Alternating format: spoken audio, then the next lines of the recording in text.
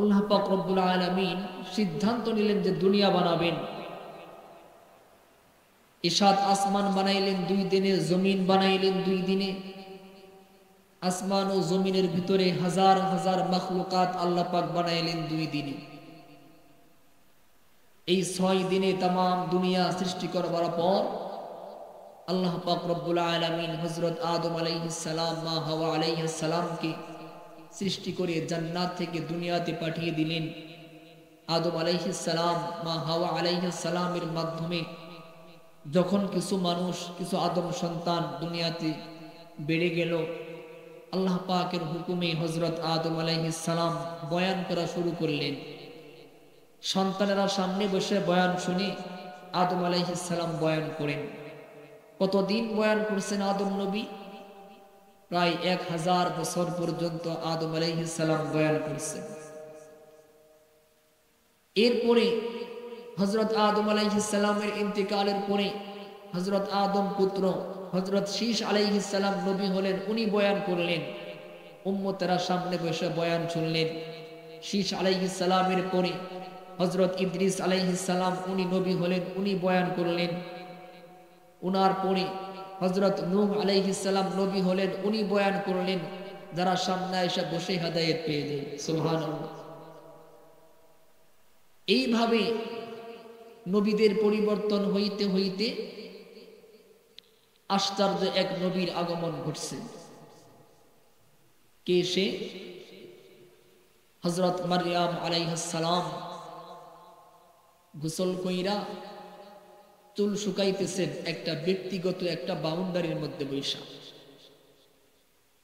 হঠাৎ দেখে এক আগন্তুক, এক যুবক, যেই যুবকের পরনে সবুজ লুঙ্গি, গায়ে সবুজ জামা, মাথায় সবুজ পাগড়ি, ঘন কালো বাবরি, ঘন কালো দাড়ি, পাগড়িওয়ালা, সবুজ পোশাকওয়ালা, দাড়িওয়ালা সুদর্শন এক যুবক হযরত মা মারিয়ামের সামনে এসে দাঁড়াইছে। মা মারিয়াম ওই যুবককে দেখে ভয় পেয়ে গেছে। মা মারিয়াম বলতেছে, ইন্নী আউযু বিররহমানি মিনকা ইন কুনতা তাকিয়া। হে যুবক, কে তুমি? আমি তোমার কাছ থেকে আল্লাহর কাছে পানাহ চাই, তুমি আল্লাহকে ভয় করো। হযরত মারিয়াম বলতেছে, হে যুবক, কে তুমি? তুমি আল্লাহকে ভয় করো, আমি তোমার কাছ থেকে আল্লাহর কাছে পানাহ চাই।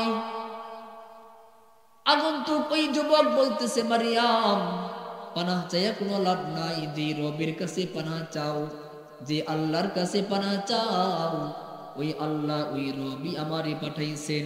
সুবহানাল্লাহ বলেন। আগন্তুক বলতেছে, মারিয়াম, আমি দুনিয়ার কোনো মানুষ না, আমি আল্লাহর পাঠানো ফেরেশতা, আমি জিবরাইল। যে রবের কাছে পানাহ চাও, ওই রবই আমারে পাঠাইছেন। মারিয়াম বলতেছে, কেন পাঠাইছি? আল্লাহ পাক তোমারে কেন পাঠাইছি? আগন্তুক জিবরাইল বলতেছে, লি আহাবালাকি গুলামান যাকিয়া, তোমাকে পুত পবিত্র একটা ছেলে সন্তান দেওয়ার জন্য আল্লাহ আমাকে পাঠাইছেন। সুবহানাল্লাহ বলেন। মারিয়াম বলতেছে, বলো কি? চি চি চি, আন্না ইয়াকুনু লি গুলাম, কেমন করে হবে আমার ছেলে সন্তান? ওয়ালাম ইয়ামসাসনি বাশার ওয়ালাম আকু বাগিয়া, আরে আমি তো কোনো খারাপ মহিলা না, কোনো পুরুষ তো আমারে স্পর্শ করে নাই, আমার তো এখনো বিয়ে হয় নাই, বিয়ে ছাড়া আমার ছেলে সন্তান কিভাবে হবে? এ কথা শুনবার পর জিবরাইল বলতেছে, মারিয়াম, ক্বালা কাযালিকা ক্বালা রাব্বুক, এটা আমি জানি না, তোমার রব তো এরকমই বলেছে। তোমার রবের কাছে নাকি এটা খুব সহজ বিষয়। ও মারিয়াম, পিতার মাধ্যম ছাড়া শুধুমাত্র মায়ের মাধ্যমে আল্লাহ পাক সন্তান জন্ম দিতে পারেন, এটা তোমার রবের কাছে, এটা আল্লাহ পাকের কাছে খুব সহজ বিষয়। ও ভাইয়া, এই কথা বইলা জিবরাইল ফেরেশতা হযরত মা মারিয়ামের বুকের মধ্যে একটা ফু দিয়া বিদায় নিছে। জিবরাইল যখন হযরত মা মারিয়ামের বুকের মধ্যে ফু দিছে, জিবরাইল বিদায় হয়ে গেছে। হযরত মা মারিয়ামের পেটটা আবার বড় হইতেছে। ও ভাইয়া ধীরে ধীরে হযরত মারিয়ামের পেটটা বড় হইতেছে। ও ভাইয়া বাইতুল মুকাদ্দাসের পাশে একটা খেজুর গাছের নিচে গেছি, প্রসব বেদনা আরম্ভ হয়ে গেছে। কাল বিলম্ব হয় নাই, হযরত মারিয়ামের গর্ভ থেকে ফুটফুটে একটা ছেলে সন্তান বের হয়ে আসছে। একটু আওয়াজ দিয়ে বলতে হবে সুবহানাল্লাহ।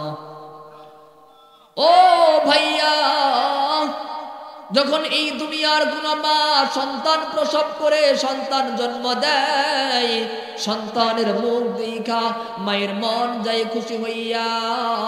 সন্তানের চেহারা দেখলে মা তার সকল কষ্ট ভুলে যায়। কিন্তু হযরত মারিয়াম সন্তান দেখা তার মন গেছে খারাপ হইয়া, তার মুখ গেছে কালা হইয়া। মারিয়াম বলতেছে, রব্বুল আলামিন, এটা তুমি কি করলা? আমার এখনো বিয়ে হয় নাই, বিয়ে ছাড়া আমার সন্তান হয়ে গেছে। মানুষ যখন আমার বলবে, মারিয়াম রে, তোমার এখনো বিয়ে হয় নাই, তোমার ছেলে সন্তান কেমনে হইল? মানুষের আমি কি বলবো? ইয়া লাইতানি মিতু ক্বাবলা হাযা, এর আগে আমার মরণ হইলে তো ভালো হইতো। মানুষের আমি কি বলবো? আল্লাহ পাক রব্বুল আলামিন মারিয়ামকে বললেন, মারিয়াম রে, তোমার কোনো চিন্তা নাই। মানুষ যখন বলবে এই বাচ্চা কার, কোথায় থেকে আসলো, তোমার কিছু বলতে হবে না। এই বাচ্চার দিকে ইঙ্গিত করবা, তুমি কোনো কথা বলবা না। এই বাচ্চা নিজেই তার পরিচয় দিবি।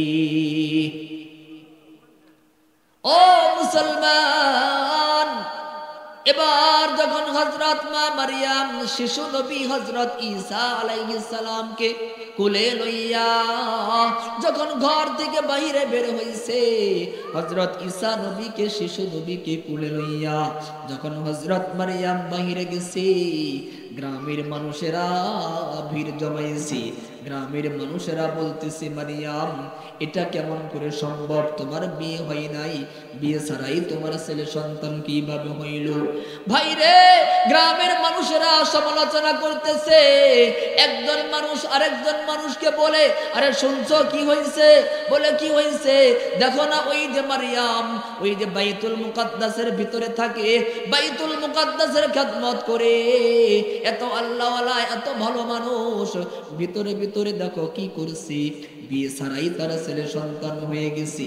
ও ভাইয়া, এইভাবে মানুষেরা যখন হযরত মারিয়ামকে নিয়ে সমালোচনা করতেছি, একদল মানুষ আইসা হযরত মারিয়ামকে বলতেছেন, মারিয়াম রে, আমরা জানি তুমি একজন ভদ্র মানুষ, তুমি আল্লাহওয়ালা মহিলা, তুমি আমল করো, সত্য করে বলো, এই বাচ্চা কোথায় থেকে আসলো? তোমার তো এখনো বিয়ে হয় নাই, বিয়ে ছাড়া সন্তান কেমনে হইল বলো? যখন মানুষরা এই প্রশ্ন করেছে, হযরত মারিয়াম কোনো কথা বলে না। মারিয়াম তার মুখের মধ্যে হাত দিয়া মুখ বন্ধ কইরা ইশারা কইরা ওই বাচ্চার দিকে ইঙ্গিত করে দেখায় দেয়। হযরত মারিয়াম বুঝাইতেছে, ও গ্রামের মুরব্বীরা, এই বাচ্চার সম্পর্কে আমারে জিজ্ঞাসা কইরো না, তোমরা এই বাচ্চাকেই জিজ্ঞাসা করো, সে নিজেই তার পরিচয় বলবি, সে নিজেই বলবে সে কি। ও ভাইয়া, যখন মারিয়াম বাচ্চার দিকে ইঙ্গিত করছে, গ্রামের মানুষেরা বলে, মারিয়াম বলো কি? ক্বালু কাইফা নুকাল্লিমু মান কানা ফিল মাহদি সাবিয়া। ও মারিয়াম, কি বলো? দুধের বাচ্চা কি কথা বলতে পারেনি? বাচ্চার সঙ্গে কেমনে কথা বলবো? যখন বলছে বাচ্চা কেমনে কথা বলবে? আল্লাহ পাক রব্বুল আলামিনের হুকুম হয়ে গেছে, হযরত মারিয়ামের কুলের মধ্যে এবার আল্লাহ পাকের হুকুমে ঈসা নবী দুধের বাচ্চার জবান খুলে গেছে। হযরত ঈসা আলাইহিস সালাম শিশু নবী বড় মানুষের মতো কথা বলা আরম্ভ করেছে। ঈসা আলাইহিস সালাম বলতেছে, আরে সাবধান সাবধান, তোমরা আমার মায়ের নামে কেউ বদনাম দিও না। ক্বালা ইন্নী আবদুল্লাহ, আমি আল্লাহর বান্দা। সুবহানাল্লাহ বলেন, আরো একটু আওয়াজ হবে সুবহানাল্লাহ। ও ভাইয়া, হযরত ঈসা আলাইহিস সালাম মায়ের কুল থেকে বক্তব্য দেওয়া শুরু করলেন। ঈসা নবী বলতেছে, ক্বালা ইন্নী আবদুল্লাহ, আমি আল্লাহর বান্দা। আতানিয়াল কিতাব, আল্লাহ আমাকে কিতাব দান করেছেন। ওয়া জাআলানি নাবিয়্যা, আল্লাহ আমাকে নবী বানাইছেন। ওয়া জাআলানি মুবারাকা, আল্লাহ আমাকে বরকত দিয়েছেন। ও ভাইয়া, জানেননি আল্লাহ পাক হযরত ঈসা আলাইহিস সালামকে কেমন বরকত দিয়েছিলেন? হযরত ঈসা আলাইহিস সালাম বলে, ও গ্রামের মানুষেরা শোনো, আল্লাহ পাক আমারে এমন বরকত দিয়েছে যে এলাকার কুষ্ঠ রোগীরা, ধবল রোগীরা কোথায়, ওই যে সেতি রোগীরা কোথায় আসো, আমি ঈসার সামনে আসো, কুষ্ঠ রোগীদেরকে ছোঁয়া দিব, কুষ্ঠ রোগ ভালো হয়ে যাবে। ধবল রোগীদেরকে স্পর্শ করলে ধবল রোগ ভালো হয়ে যাবে। আরে জন্ম থেকে অন্ধ, চোখে দেখো না, জন্ম অন্ধ ব্যক্তিরা কোথায় আসো, আমার সামনে আসো। আমি ঈসা ওই জন্ম অন্ধ ব্যক্তিদের চোখের মধ্যে হাত বোলায় দিব, জন্ম অন্ধ ব্যক্তিরা চক্ষুষ্মান হয়ে যাবে, তাদের চোখের আলো ফিরে আসবে। সুবহানাল্লাহ বলেন। ও ভাইয়া, হযরত ঈসা আলাইহিস সালাম বলতেছে, আরে আল্লাহ পাক আমারে কেমন বরকত দিছে জানোনি? আরে 1000 বছরের পুরাতন কবর, 1000 বছরের পুরাতন কবরের সামনে আমারে নিয়ে যাও। আমি ঈসা 1000 বছরের পুরাতন কবরের সামনে গিয়া বলবো, কুম বিইذনিল্লাহ। কবরের সামনে যাইয়া কুম বিইذনিল্লাহ বলার সঙ্গে সঙ্গে কবরের মাটি ফাইটা বের হইয়া আমি ঈসার সঙ্গে কথা বলবি। ও ভাইয়া, এইভাবে হযরত ঈসা আলাইহিস সালাম বক্তব্য দিতেছেন। মায়ের কুল থেকেই বয়ান করা শুরু করে দিলেন। যারা সামনে এসে বসে তারা হেদায়েত পেয়ে যায়। হযরত ঈসা আলাইহিস সালাম এবার বক্তব্য দিতেছেন। 33 বছর বক্তব্য দিলেন। 33 বছর বয়ান করবার পর ইহুদিরা চক্রান্ত করলো, তারা হযরত ঈসা আলাইহিস সালামকে হত্যা করবে। ইহুদিরা এবার হযরত ঈসা আলাইহিস সালামকে ধইরা ওই যে শলিতে উঠাইলো, শলিতে উঠাইয়া হত্যাও করলো। কিন্তু আশ্চর্যের বিষয় হইল, ইহুদিরা হযরত ঈসা আলাইহিস সালামকে হত্যা কইরা শলিত থেকে নামায়া দেখে যে এটা তো ঈসা না, ওদের এক নেতাকে মাইরা শেষ করছে। আরে আশ্চর্যের বিষয়, আশ্চর্যের বিষয়। আরে ধরলাম ঈসাকে, মারলাম ঈসাকে, এটা দেখি ঈসা না, ঈসা গেল কোথায়? ইহুদিরা বলতেছে, তোমরা ঈসারে খুঁজো, ঈসা নবী গেল কোথায়? আল্লাহ পাক রব্বুল আলামিন বলতেছেন, ওমা কাতালুহু ওমা সালাবু। আল্লাহ বলেন যে ওরা আমার ঈসাকে ধরতেও পারে নাই, শুলিতে তুলতে পারে নাই, হত্যাও করতে পারে নাই। বার রাফাআহুল্লাহু ইলাইহি, আমি আল্লাহ আমার ঈসাকে কুলে কইরা আমি আল্লাহর কাছে নিয়ে আসছি। আল্লাহ পাক রব্বুল আলামিন হযরত ঈসা আলাইহিস সালামকে উঠায় নিয়ে গেলেন আসমানে, জীবন্ত উঠায় নিয়ে গেছেন। হযরত ঈসা আলাইহিস সালাম কিন্তু এখনো মরেন নাই, জীবন্ত আসমানে আছেন। আল্লাহ পাক তাকে রিজিক খাওয়াইতেছে। কিয়ামতের আগে হযরত ঈসা আলাইহিস সালাম আবার দুনিয়াতে আসবে।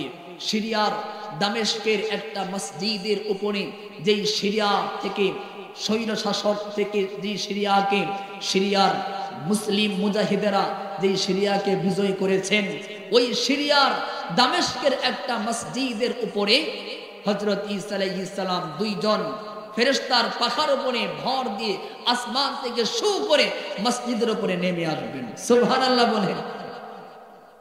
এরপরে ঈসা আলাইহিস সালাম ওই সময় সারা দুনিয়ার সকল মুসলমানের চরম দুশমন দাজ্জালকে নিজের হাতে হত্যা করবে। সুবহানাল্লাহ। ও ভাইয়া, আল্লাহ পাক রব্বুল আলামিন যখন হযরত ঈসা আলাইহিস সালামকে আসমানে উঠায় নিয়ে গেলেন, এই যে বয়ানের ধারাবাহিকতা বন্ধ হয়ে গেল। আল্লাহ পাক রব্বুল আলামিন একটু গুসা করলেন। আল্লাহ পাক আর নবী পাঠান না, আর কেউ দুনিয়াতে আসে না নবী হয়ে, এইরকম উম্মতদেরকে সামনে নিয়ে কেউ বয়ান শোনাই না। ও ভাইয়া, দুনিয়াতে যখন বয়ান বন্ধ হয়ে গেল, নবী আসার ধারাবাহিকতা বন্ধ হয়ে গেল। তাম দুনিয়ার মানুষগুলো ধীরে ধীরে মূর্খ হতে লাগলো, দুনিয়ার মানুষগুলো ধীরে ধীরে জালেম হতে লাগলো। কেউ গাছের পূজা করে, কেউ সূর্যের পূজা করে, কেউ মূর্তির পূজা করে।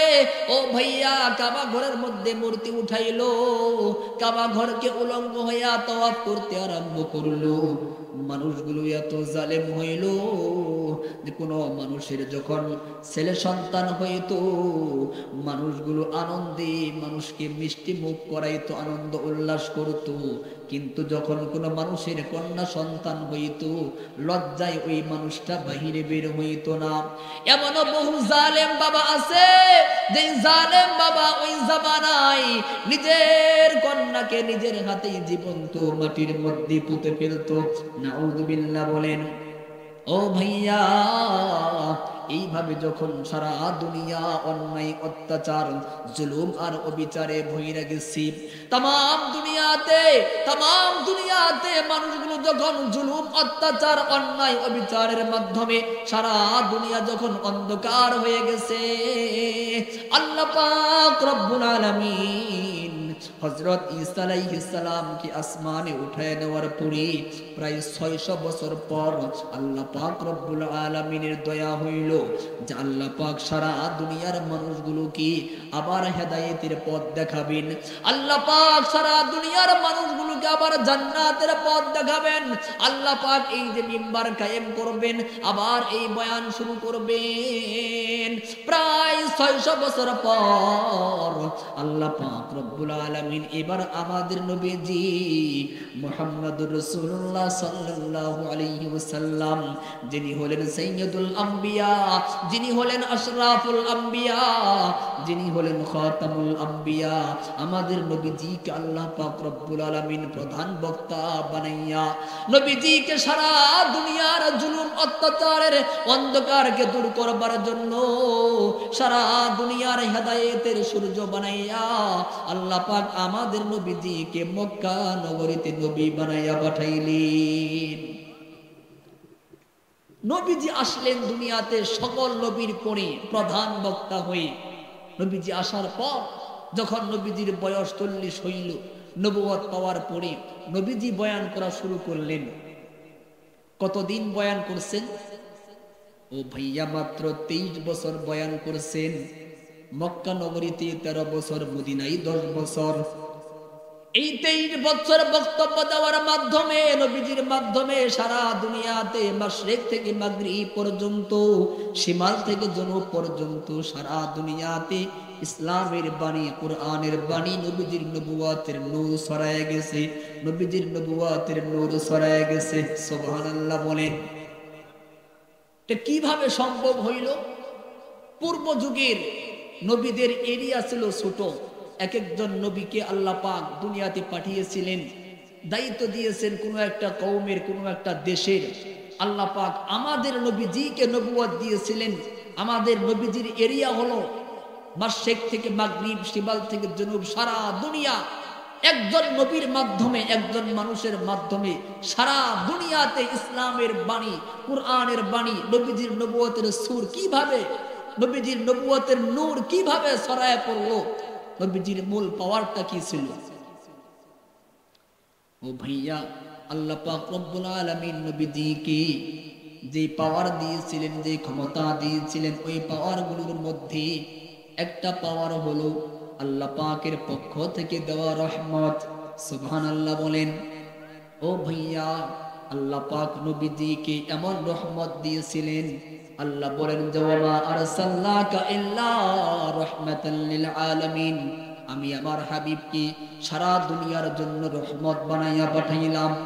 আল্লাহ পাক রব্বুল আলামিন নবীজিকে এমন রহমত দিয়া পাঠাইছেন, নবীজির চেহারার মধ্যে, জবানের মধ্যে আল্লাহ পাক এমন রহমত দিছে যে নবীজির চেহারা দেখা, রহমতের চেহারা দেখা, নবীজির জবানের বরকতের জবানের কথা শুইনা ওই যে মক্কা মদিনার মানুষগুলো তারা বলছে যে না রে না, এত সুন্দর চেহারার মানুষটা মিথ্যাবাদী হইতে পারে না। এত সুন্দর আখলাক যেই মানুষের যেই মানুষের জবানের কথা এত সুন্দর, এই মানুষটা মিথ্যাবাদী হইতে পারে না, এই মানুষটা নবী হইতে পারে। ও ভাইয়া, মানুষগুলো নবীজির রহমত আর বরকতপূর্ণ কথা শুই না, নবীজির চেহারা দেখে মায়ায় পইরা নবীজির কাছে দলে দলে কালিমা পইরা মুসলমান হয়ে গেছে। নবীজির বরকতপূর্ণ চেহারা দেখে, নবীজির জবানের কথা শুনে মক্কা মদিনার মানুষগুলো দলে দলে কালিমা পইরা মুসলমান হয়ে গেছে। সুবহানাল্লাহ। আল্লাহ পাক নবীজিকে এমন রহমত দিয়েছিলেন যে নবীজি যেই ইমানদারকে একটু স্পর্শ করছেন, অথবা যেই ইমানদার নবীজিকে একটু স্পর্শ করছে, তো ওই ইমানদারের জন্য, ওই ইমানদার সে সাহাবী হয়ে গেছে, তার শান এত বেড়ে গেছে। আল্লাহ পাক তার সম্পর্কে বলেন, রাদিয়াল্লাহু আনহুম ওয়া রাদু আন, আমি আল্লাহ ওদের উপর রাজি, ওরা আমি আল্লাহর উপরে রাজি। সুবহানাল্লাহ। নবীজির কেমন বরকত! একটা ঘটনা বলে আমি আমার বয়ানকে শেষ করব। হুদাইবিয়ার সন্ধির সময় নবীজি 1400 সাহাবায়ে কেরামদেরকে নিয়ে মক্কায় ঢুকবেন। মক্কার কাফেরেরা নবীজিকে মক্কায় ঢুকতে দিল না।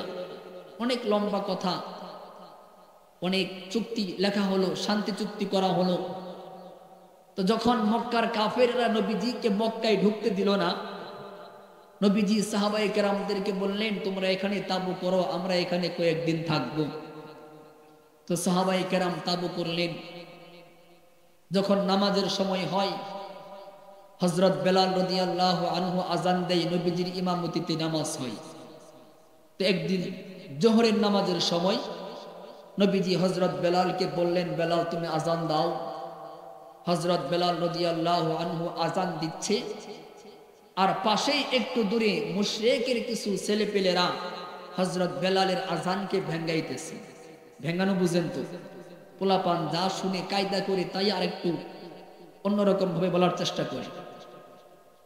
মীর মুহতারাম ভাইও, হযরত বেলাল রাদিয়াল্লাহু আনহু আজান দিচ্ছে, আল্লাহু আকবার, আল্লাহু আকবার, আশহাদু আল্লা ইলাহা ইল্লাল্লাহ, আশহাদু আল্লা ইলাহা ইল্লাল্লাহ। ওই যে পাশেই মুশরিকের কিছু ছেলে পেলে তারা বকরি চড়াইতেছে, ওরা হযরত বেলালের আজানকে ভেঙ্গাইতেছে, আল্লাহু আকবার, আল্লাহু আকবার, এরকম ভাবে আজানকে ভেঙ্গাইতেছে। আজান যখন শেষ হয়ে গেছে, নবীজি হযরত বেলালকে বললেন, বেলাল যাও এগুলোকে ধরে নিয়ে আসো। তো হযরত বেলাল মুশরিকের ওই ছেলে পেলেগুলোকে ধরতে গেছে, সব দিছে দৌড়। একজন দাঁড়ায় আছে, নাম তার আবু মাহজুরা, খুব সাহস, সব পোলাপান পালায় গেছে, সে পালাই নাই, সে দাঁড়ায় আছে, নাম হলো আবু মাহজুরা। হযরত বেলাল ওই আবু মাহজুরাকে ধইরা নবীজির কাছে নিয়ে আসছেন। নবীজি আবু মাহজুরাকে কি করলেন? একটা কিল দিলেন, তাই না? একটা ধমক দিলেন। আমাদের তো সমাজের মধ্যে এমন বহু মুরব্বী আছে, মাথা গরম, ছোট ছোট পোলাপান একটু দুষ্টমি করলে কোনো কথা নাই, অমনি ধমক, উগ্র মেজাজ, শাসন।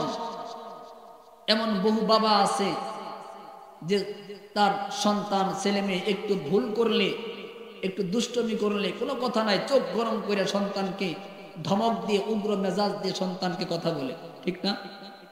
এমন বহু দাদা আছে যে ছোট ছোট নাতি নাতনি একটু ভুল করলে, একটু দুষ্টমি করলে সহ্য করতে পারে না, নাতি নাতনিকে ধমকের উপরে ধমক, চোখ গরম করে উগ্র মেজাজ দিয়ে কথা বলে নাতিনদেরকে ভয় দেখায়, দুর্ব্যবহার করে। অথচ যারা, যে সকল মানুষেরা ছোট ছোট বাচ্চাদের সাথে এইরকম দুর্ব্যবহার দেখায়, উগ্র মেজাজ দেখায় কথা বলে, নবীজি বলে ওরা আমার উম্মত না। নাউজুবিল্লাহ বলেন। নবীজি বলেন, মাল্লাম ইয়ারহাম সগীরানা ওয়া ইউক্কির কাবীরানা ফালাইসা মিন্না। যারা আমার উম্মতের মধ্যে যারা বড়কে সম্মান করে না, ছোটদেরকে স্নেহ করে না, ওরা আমার উম্মত না। নাউজুবিল্লাহ।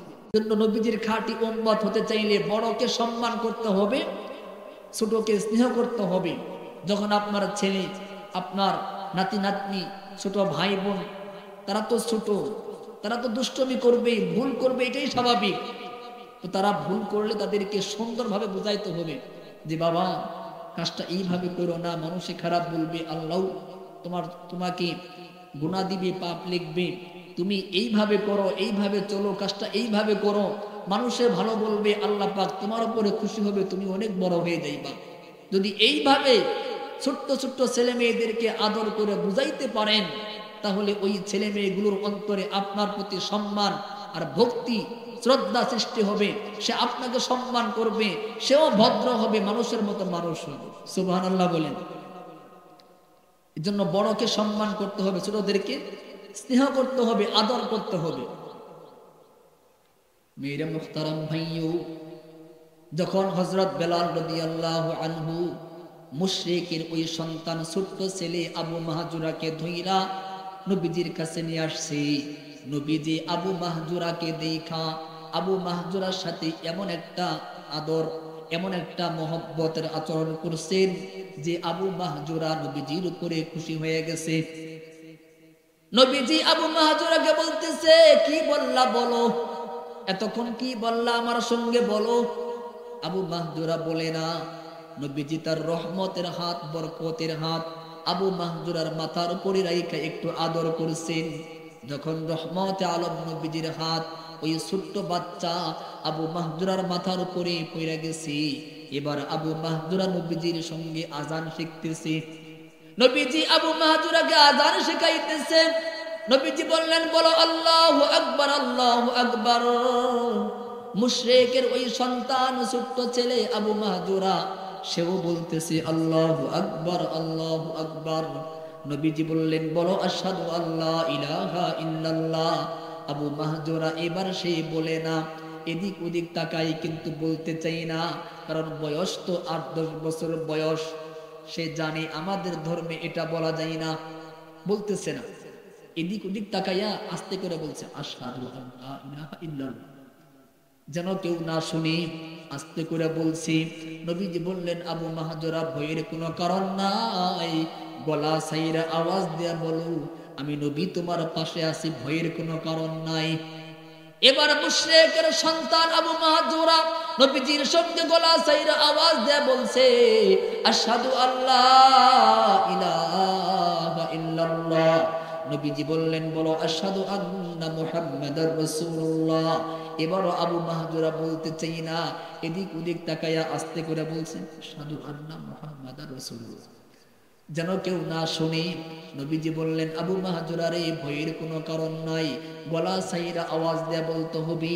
এবার আবু মাহজুরা গলা ছাইরা নবীজির সঙ্গে আওয়াজ দেয়া বলে আশহাদু আন্না মুহাম্মাদার রাসূলুল্লাহ। ও ভাইয়া, এইভাবে আজান যখন শেষ হয়ে গেছে, আজান শেষ হওয়ার পর আবু মাহজুরা দেখতেছে, হায় রে, তার অন্তরের মধ্যে কেমন যেন শান্তি পাওয়া যায়, অন্তরটা কেমন যেন আলোকিত হয়ে গেছে। সুবহানাল্লাহ। আবু মাহজুরা দেখতেছে তার অন্তরটা কেমন যেন আলোকিত হয়ে গেছে।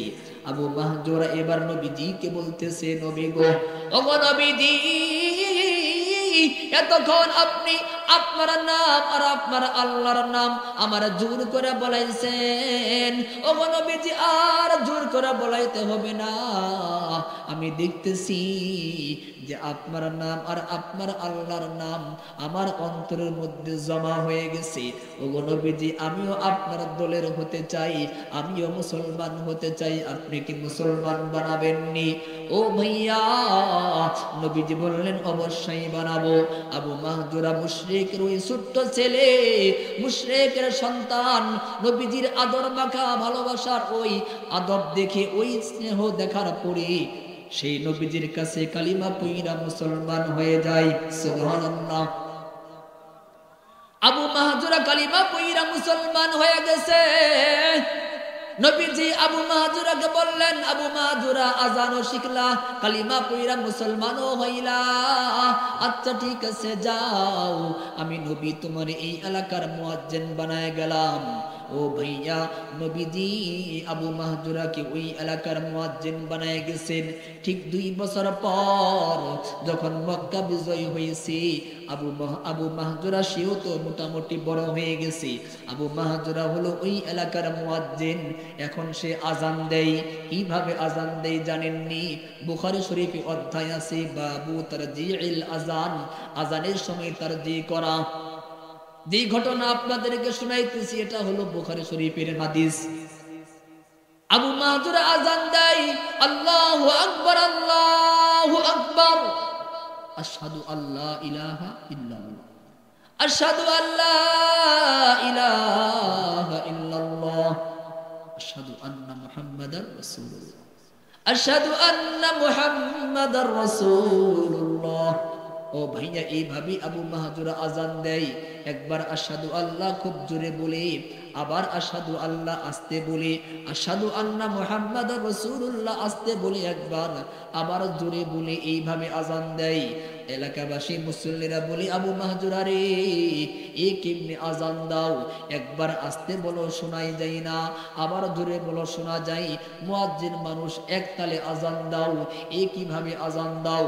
আবু মাহজুরা বলে, আজান আমি এমনি দিব, তোমরা আমারে মুয়াজ্জিন রাখলে রাখো, না রাখলে বাদ দিয়া দাও। এলাকাবাসী মুসল্লিরা বলে, সর্বনাশ, তোমারে মুয়াজ্জিন বানাইছেন নবীজি, যেই চাকরি দিয়েছেন নবীজি, এই চাকরি আমরা কিভাবে তোমারে বাদ দিয়া দেই? তোমারে তো মুয়াজ্জিন বাদ দেওয়া যায় না। আচ্ছা ঠিক আছে, এইভাবে কেন আজান দাও তাই বলো। আবু মাহজুরা এবার বলতেছে, ও গ্রামের মুসল্লিরা শুনেন, ও নবীজির সাহাবীরা শুনেন, আর আমি তো মুশরিক ছিলাম, মুশরিকের সন্তান আমি ছিলাম। আরে যেই দিন নবীজি আমার আজান শিখাইছেন, আরে ওই দিন এইভাবে আজান বলছিলাম, নবীজির সামনে এইভাবে আজান বলতে বলতে হেদায়েত পাইছিলাম। তাই আমি সিদ্ধান্ত নিয়েছি, যতদিন দুনিয়াতে থাকবো আজান আমি এইভাবেই দিব। সুবহানাল্লাহ বলেন। কেউ কিছু বলে না। আচ্ছা ঠিক আছে, আজান তুমি এইভাবে দাও। ও ভাইয়া, কিন্তু কথা হইল, আবু মাহজুরার মাথার চুল বড় হয়। মাথার চুলের মধ্যে এই চারদিক দিয়ে মাথার চুলগুলো ছোট ছোট, ও মাথার উপরে কিছু চুল জুলফি, ওই চুলগুলো আবু মাহজুরা কাটে না। মাথার উপরের কিছু চুল আবু মাহজুরা কাটে না, ওই চুলগুলোকে পেঁচায় পেঁচায় মাথার উপর রাইখা দেয়। কখনো কান্দে চলে আসে, কখনো কানের কাছে চলে আসি। এলাকাবাসী মুসল্লিরা বলে, আবু মাহজুরা রে, তুমি একজন মুয়াজ্জিন মানুষ, তোমার মাথার চুলগুলো এরকম কেন? তুমি তোমার এই চুলগুলো কেন কাটো না? ও আবু মাহজুরা, তুমি একজন মুয়াজ্জিন মানুষ, তোমার মাথার চুল এরকম কেন? আবু মাহজুরা আবার সেই একই কথা বলে। আবু মাহজুরা বলতেছে, তোমরা আমারে মুয়াজ্জিন রাখলে রাখো, না রাখলে বাদ দিয়া দাও, কিন্তু আমি চুল কাটতে পারবো না, চুল আমার এরকমই থাকবে। এলাকাবাসী মুসল্লিরা বলে, আবু মাহজুরা, যে চাকরি নবীজি তোমারে দিয়েছেন, ওই চাকরি আমরা কিভাবে তোমার থেকে বাদ দিয়ে দেই? চুল তুমি কেন কাটো না তাই বলো। আবু মাহজুরা বলতেছে, ও নবীর সাহাবীরা শুনেন, ও এলাকার মুসল্লিরা শুনেন, আরে আমি যখন মুশরিক ছিলাম, যেই দিন নবীজি আমার আজান শিখাইছেন, ওই দিন নবীজি তার হাত মোবারকটা আমার মাথার উপরে রেখে আদর করছিলেন। আর নবীজির হাত আমার মাথার উপরে যেই চুলের উপরে পড়ছিল, আজ কত বছর হয়ে গেছে, নবীজি নাই, কিন্তু নবীজির হাতের ওই যে ছোঁয়ার অনুভব, নবীজির হাতের সুঘ্রাণ আমি আজও পর্যন্ত আমার চুলের আঘাত থেকে অনুভব করি। সুবহানাল্লাহ। আমি আজও পর্যন্ত আমার চুলের আগায় নবীজির হাতের সুঘ্রাণ অনুভব করি।